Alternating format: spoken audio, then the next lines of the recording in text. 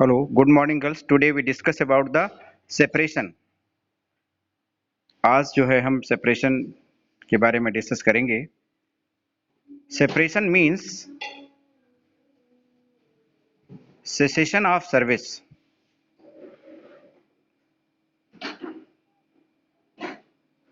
within the organization for one or other reason.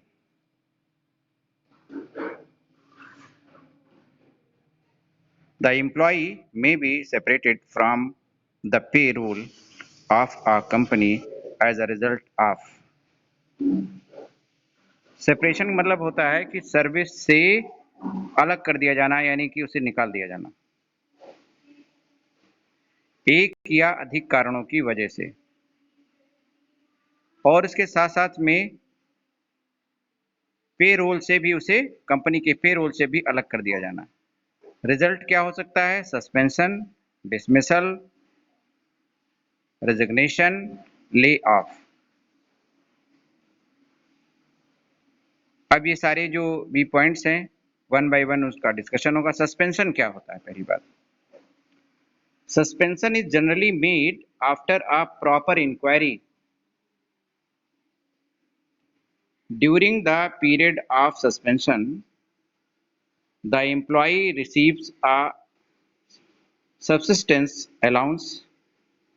It is a serious punishment. यानी suspension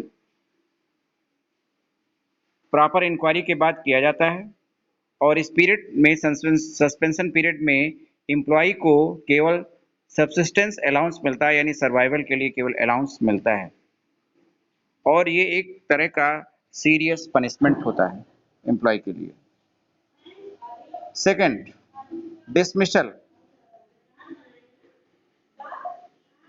A dismissal is the termination of services of an employee by way of punishment for some misconduct or for unauthorized and prolonged absence from duty.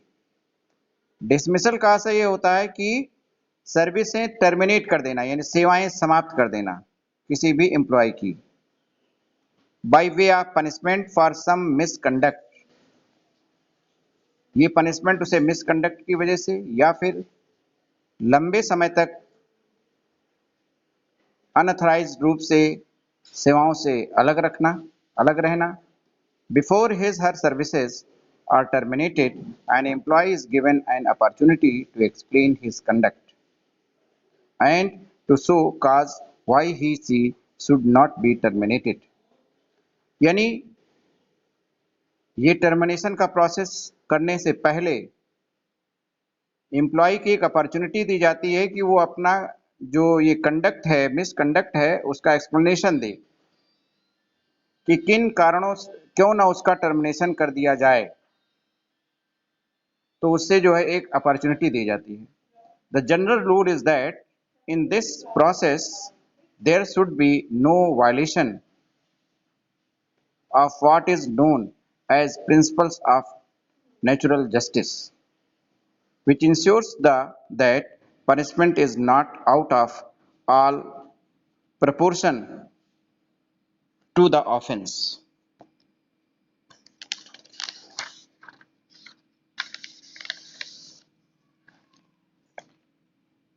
Resignation.